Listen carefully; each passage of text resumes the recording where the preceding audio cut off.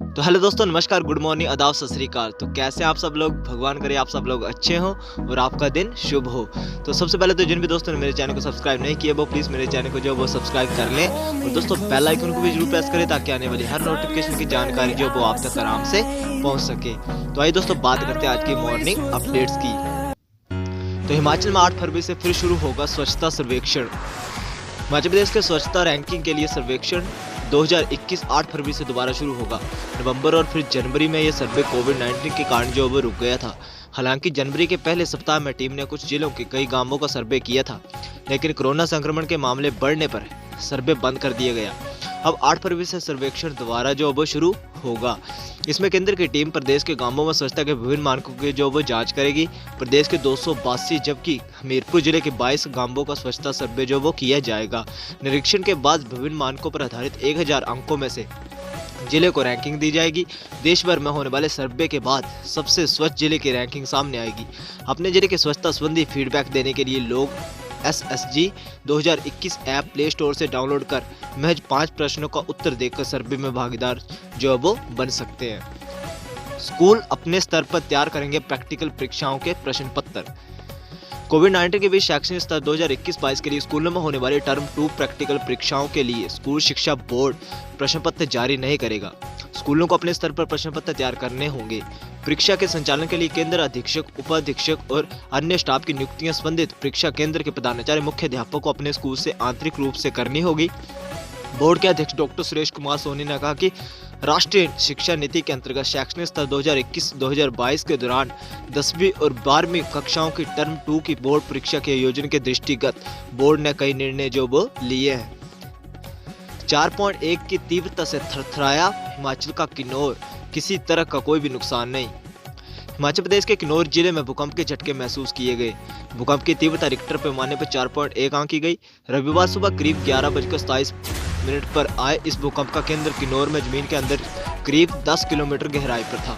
भूकंप के झटके महसूस होते कई लोग दहशत में अपने घरों से बाहर निकलकर खुले स्थानों की ओर भाग गए। हालांकि भूकंप से किसी भी तरह का कोई भी नुकसान होने की जो सूचना नहीं है।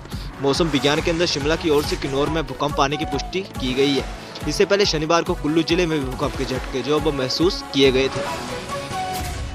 कोटी रेलवे टनल के पास मिले 2 महिलाओं के शवों की हुई शिनाख्त, जज सुलझेगी हत्या की गुत्थी। कालका शिमला NH पर कोटी रेलवे टनल के समीप मिले 2 महिलाओं के शवों की शिनाख्त जो हो गई है। दोनों महिलाओं के परिजनों ने इसकी पहचान की है, जिसमें एक महिला जिला ऊना की है जबकि दूसरी मृतक पंजाब बठिंडा की है। दोनों मृतक महिलाओं के परिजन शिनाख्त के लिए परमाणु पहुंचे थे। इस मौके पर IG हिमांशु मिश्रा समेत SP सोलन वीरेंद्र शर्मा भी मौके पर मौजूद थे। पुलिस ने हत्या मामले का पहला चरण जो वो सुलझा लिया है। स्वर कोकिला लता मंगेशकर का निधन, CM जयराम ने जताया शोक। शांता कुमार बोले भारत की आवाज खो गई। महान गायिका लता मंगेशकर के निधन से देश भर में गम का जो माहौल छाया हुआ है। हिमाचल प्रदेश के मुख्यमंत्री जयराम ठाकुर, पूर्व CM शांता कुमार समेत कई अन्य नेताओं ने लता मंगेशकर के निधन पर जो वो शोक व्यक्त किया है। केंद्र सरकार ने 6 व 7 फरवरी को राष्ट्रीय शोक घोषित किया है। 92 वर्षीय लता जी का रविवार सुबह मुंबई के ब्रीच कैंडी अस्पताल में जो वो निधन हो गया। CM कार्यालय में अटकी कर्मचारियों को तीसरा विकल्प देने की फाइल।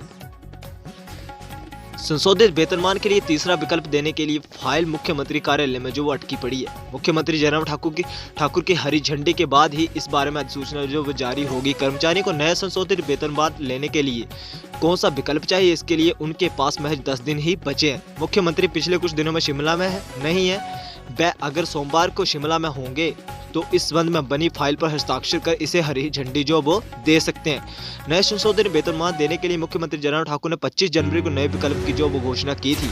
उन्होंने ये स्पष्ट नहीं किया था कि वह कर्मचारी को कौन सा विकल्प देने जा रहे हैं, क्योंकि अन्य 2 विकल्प यानी 2.25 और 2.62 गुण के भी पंजाब सरकार की तर्ज पर ही दिए गए हैं। ऐसे में माना जा रहा है कि पंजाब सरकार की तर्ज पर तीसरा विकल्प 31 दिसंबर 2015 के कर्मचारियों के बेसिक वेतन और डीए में सीधे 15% बढ़ोतरी का ही हो सकता है। हालांकि अभी इस मामले को गोपनीय रखा गया है, इसमें कुछ बदलाव होने की संभावना से भी इनकार नहीं किया जा रहा है। बढ़ सकती है विकल्प देने की अंतिम तिथि। कर्मचारियों के लिए तीसरा विकल्प देने की अंतिम तिथि जो वो बढ़ सकती है। अभी ये 15 मार्च है, इसे 25 मार्च तक जो वो बढ़ाया जा सकता है, क्योंकि अगले हफ्ते के बाद अगर तीसरे विकल्प की सूचना जारी होती है तो ये संभव नहीं है कि सप्ताह भर में ही सभी कर्मचारियों से विकल्प ले लिए जाएंगे।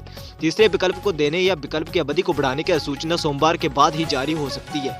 तीसरे विकल्प की फाइल सीएम कार्यालय को भेजी गई है। जैसे ही मुख्यमंत्री से मंजूरी मिलती है तो अधिसूचना जो वो जारी हो जाएगी।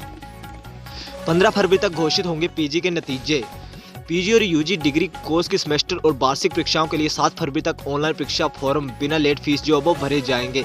वहीं अभी तक अक्टूबर नवंबर में हुई पीजी की परीक्षाओं के नतीजे घोषित नहीं हुए हैं। इन्हें हिमाचल प्रदेश विश्वविद्यालय 15 फरवरी तक घोषित करने का दावा जो वो कर रहा है। इसके बाद कोई भी विद्यार्थी किसी परीक्षा में दोबारा अपीयर होना चाहेगा तो उसे ऑनलाइन परीक्षा फॉर्म भरने को 10 दिन का जो समय दिया जाएगा। इसमें लेट फीस नहीं ली जाएगी। जिन विद्यार्थियों की किसी विषय में री अपीयर है उन्हें 7 फरवरी तक अंतिम तिथि से पहले शुल्क के साथ परीक्षा फॉर्म भरना होगा। परीक्षा नियंत्रक डॉक्टर JS नेगी ने कहा कि पीजी के नतीजों में जो विद्यार्थी री अपीयर होना चाहेंगे उन्हें बिना लेट फीस परीक्षा फॉर्म भरने के लिए 10 दिन का समय जो वो दिया जाएगा। अन्य से 7 फरवरी के बाद लेट फीस जो वो ली जाएगी। प्रदेश में आज से खुलेंगे कॉलेज। कोरोना नियमों का रखना होगा ध्यान। प्रदेश के कॉलेजों में सोमवार यानी कि आज से जो वो रौनक लौटेगी। सभी छात्र रेगुलर कक्षाओं के लिए करीब 1 माह बाद कॉलेज आएंगे। सभी शिक्षण संस्थानों को अब खोल दिया गया था।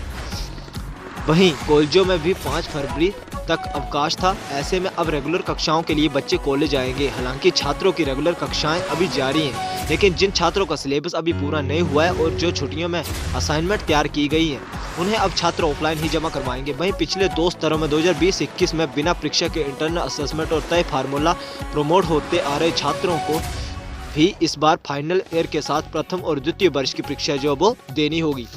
वहीं कॉलेजों में कोविड का खतरा भी कम है। ऐसा इसलिए क्योंकि कॉलेजों में अधिकतर बच्चों को वैक्सीन जो वो लग चुकी है। ऐसे में उन्हें कोविड का ज़्यादा खतरा भी नहीं है। हालांकि शिक्षा विभाग की ओर से निर्देश जारी किए गए हैं कि कोविड प्रोटोकॉल के तहत ही ये कॉलेज जो वो खोले जाएंगे और यहाँ पर कोविड नियमों का भी सख्ती से पालन जो वो सभी बच्चों को करना होगा।